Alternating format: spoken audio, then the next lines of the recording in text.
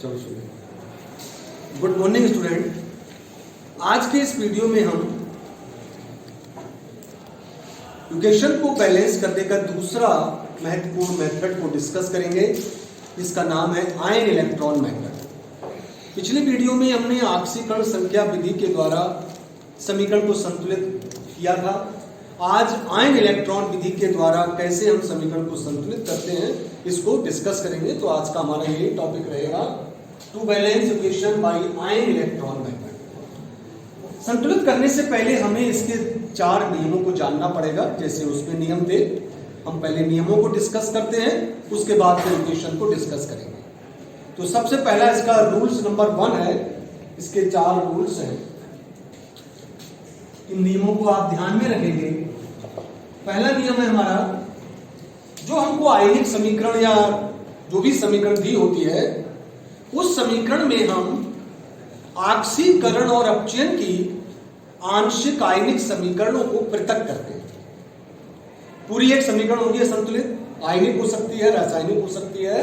उस समीकरण में से आप आक्सीकरण की आंशिक आयनिक समीकरण को पृथक करो और अपचयन की आंशिक आयनिक समीकरण को पृथक कीजिए। पृथक करने के बाद नियम नंबर 2 है, जो हमारी आक्सीकरण की समीकरण होती है उसमें हम जानते हैं संयोजकता में वृद्धि होगी, उसे आक्सीकरण कहते हैं, है ना। तो उस आक्सीकरण में प्रति परमाणु कितने इकाई की नहीं। इसके बाद क्या करना है, जब पृथक कर लिया अब हमें इन दोनों अर्ध समीकरणों को संतुलित करना है। तो दूसरे नियम में आक्सीकरण की जो आंशिक आयनिक समीकरण है उसमें दोनों ओर परमाणुओं की संख्या को बराबर कीजिए। पहले परमाणुओं को बराबर करते हैं और जब दोनों ओर परमाणु बराबर हो जाते हैं तब फिर हम दोनों तरफ आवेश को संतुलित करते हैं, चार्ज। और आपके पास इलेक्ट्रॉन्स होते हैं, इलेक्ट्रॉनों को जोड़ सकते हैं। ऑक्सीडेशन की समीकरण में क्या होता है, आवेश पॉजिटिव आवेश बढ़ता है। अब आपको दूसरी तरफ आवेश बराबर करना है तो इलेक्ट्रॉन्स को आपको जोड़ना पड़ेगा। आप इलेक्ट्रॉन को दाईं ओर जोड़ देंगे तो आवेश हमारा बैलेंस हो जाएगा। इस प्रकार हमारी आक्सीकरण की आंशिक आयनिक समीकरण संतुलित हो जाएगी। इसी क्रम में हमने जो अपचयन की समीकरण ली है, अपचयन की समीकरण में दोनों ओर परमाणुओं की संख्या को बराबर करते हैं और बराबर करने के बाद हम आवेश को संतुलित करने के लिए इलेक्ट्रॉन्स को दाईं ओर जोड़ देते हैं, जितने हमको आवेश बराबर करना है। तो दूसरे नियम में हमने इलेक्ट्रॉनों को दाईं और बाईं ओर जोड़ा है, ये नियम नंबर 2। नियम नंबर 3, इन दोनों आंशिक आयनिक समीकरणों को ऐसे अंकों से गुणा कीजिए जिससे दोनों में इलेक्ट्रॉनों की संख्या बराबर हो जाए। दोनों अर्ध अपक्रियाओं में आपको इलेक्ट्रॉन्स की संख्या बराबर करनी है, इसलिए हमने उनको उपयुक्त अंकों से गुणा कर दिया और गुणा करके दोनों अर्ध समीकरणों को हम जोड़ देते हैं। ये नियम नंबर 3। नियम नंबर 4, इतना करने पर हमारी आयनिक समीकरण संतुलित हो जाती है। और यदि हमको कहीं आवश्यकता पड़े तो आवश्यकता अनुसार H+ आयन, OH- आयन और जल के अणुओं को हम दाईं अथवा बाईं ओर जोड़ सकते हैं, जिससे कि हमारे परमाणु संतुलित हो जाए। इन 4 नियमों की सहायता से आप किसी भी दी हुई समीकरण को आप संतुलित कर सकते हैं। तो हम ये इसके 4 नियम थे। अब इन नियमों को लगाते हैं और देखते हैं कैसे समीकरण को संतुलित करें। तो देखिए, माना एक आयनिक समीकरण निम्नलिखित है, तो इसके 4 नियम हो गए 1 से लेके 4 तक। एक हम आयनिक समीकरण लेते हैं, Cr2O7 -2 I H plus is equal to Cr plus 3 plus I2 plus H।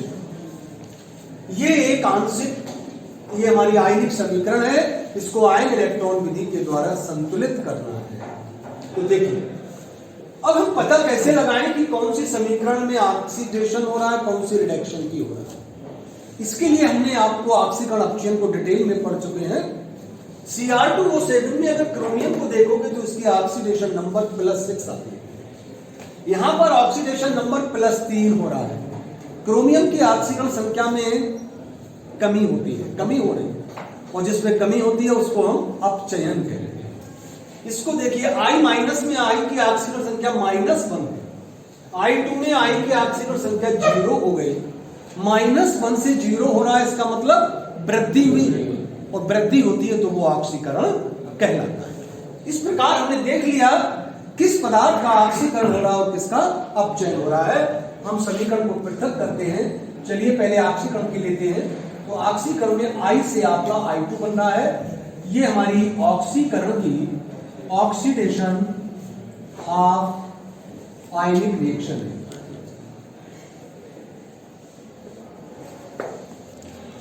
ऑक्सीकरण की आंशिक आयनिक समीकरण।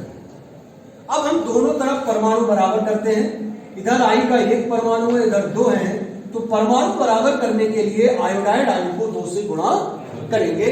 हमने कर दिया 2 से गुणा, तो ये आ गया 2I minus is equal to I। अब इस ऑक्सीडेशन की समीकरण में दोनों तरफ परमाणु बराबर हो गए। अब हमें आवेश संतुलित करना है। तो यहां लिखते हैं आवेश संतुलित करने के लिए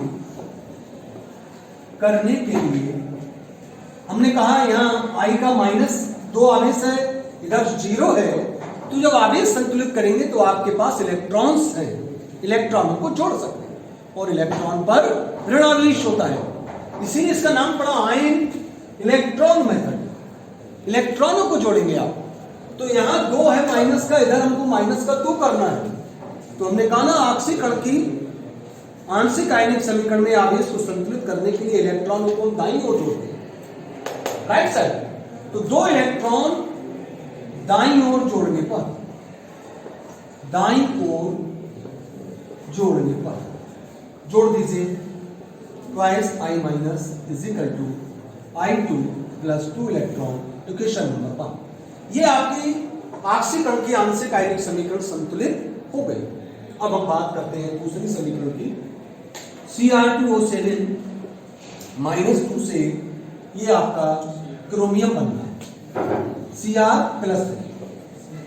इसको देखेंगे, यहां पर +6 है, ये +3 हो रहा है, इसका मतलब ये रिडक्शन है, रिडक्शन हाफ आयनिक रिएक्शन।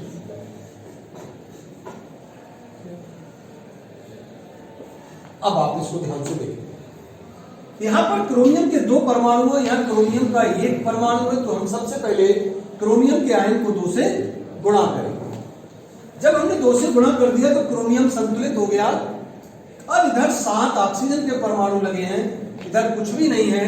समीकरण में हमको जल के अणु दिए, और एक जल के अणु में 1 ऑक्सीजन होता है, हमको 7 ऑक्सीजन चाहिए इस तरफ, तो 7 जल के अणु इधर जोड़ देंगे, दिए हमको। तो परमाणुओं को बराबर करने के लिए क्रोमियम आयन को 2 से गुणा करेंगे, तथा 7 जल के अणुओं को हम दाईं ओर जोड़ेंगे। तो जब 7 अणु जल के दाईं ओर जोड़े तो 7 दूनी 14 एचाइन हमारे इधर हो गए। इधर कुछ भी नहीं है एचाइन, हमको H+ आयन दिए हुए इधर, तो 14 H+ आयन हम लेफ्ट साइड में जोड़ेंगे, तो हमारे परमाणु दोनों तरफ बराबर हो जाएंगे। ऐसा कर लेते हैं। तो Cr2O7 -2 plus 14H+ is equal to twice Cr+3 plus 7H2। परमाणु हमारे दोनों तरफ बराबर हो गए। 2 क्रोमियम 7 ऑक्सीजन 14 हाइड्रोजन 14। अब हम इसमें आवेश संतुलित करें। आवेश संतुलित करने के लिए इधर देखते हैं क्या है। -2 प्लस का 14 यानी कि +12। इधर 2 की 6 प्लस का 6, इधर +12 है, इधर +6 है। आवेश बराबर करना हमको, इधर भी +6 करना है, +6। तो 6 इलेक्ट्रॉनों को हम बाईं ओर जोड़ेंगे। रिडक्शन में हमने बताया था आवेश संतुलित करने के लिए इलेक्ट्रॉनों को हम कहां जोड़ते हैं, बाईं ओर। तो 6 इलेक्ट्रॉन बाईं ओर जोड़ने, बाईं ओर जोड़ने पर जोड़ दीजिए। Cr2O7 -2 14H+ 6 electron is equal to twice Cr+3 7H2। जरा देखो ये इक्वेशन नंबर 2 आ गया। इसमें आवेश संतुलित हो गया, माइनस का 2, माइनस का 6, माइनस का 8, प्लस का 14, माइनस करो प्लस 6, 2 3 6 प्लस 6। तो ये हमारी ऑक्सीडेशन की रिडक्शन संतुलित हो गई, ये अपचयन की संतुलित हो गई। इन दोनों समीकरणों की नियम नंबर 3 लगाना है, ऐसे अंकों से गुणा करें जिनमें इलेक्ट्रॉन की संख्या बराबर हो जाए। तो दोनों इक्वेशन में इलेक्ट्रॉन्स की संख्या बराबर करने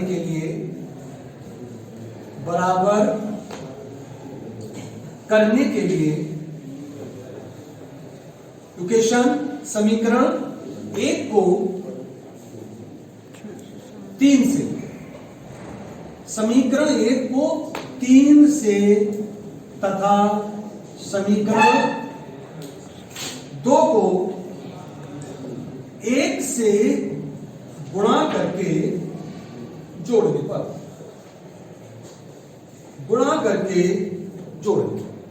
तो समीकरण 1 को हम 3 से गुणा करते हैं, तो 3 दूनी 6, 6 I minus is equal to 3I2 plus 6 electron. इसको ऐसे निकालेंगे, Cr2O7 minus 2 plus 14H plus 6 electron is equal to twice Cr plus 3 plus 7H। इन दोनों इक्वेशंस को जोड़िए।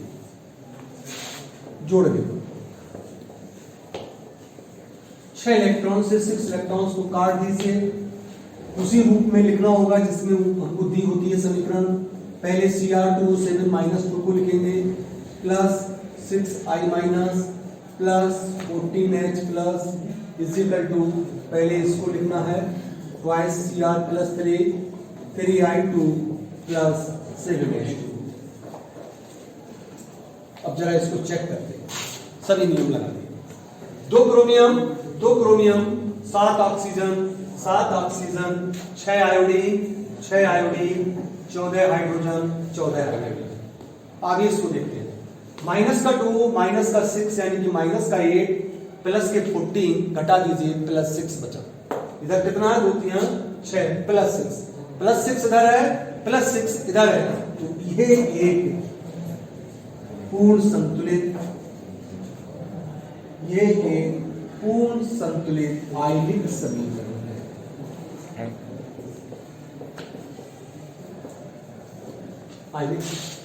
इस प्रकार इन 4 नियमों को हमने लगाया और समीकरण को संतुलित कर लिया। इसी पैटर्न से हम लोग संतुलित करते हैं। तो आज की वीडियो में हम इतना ही करेंगे। Thank you.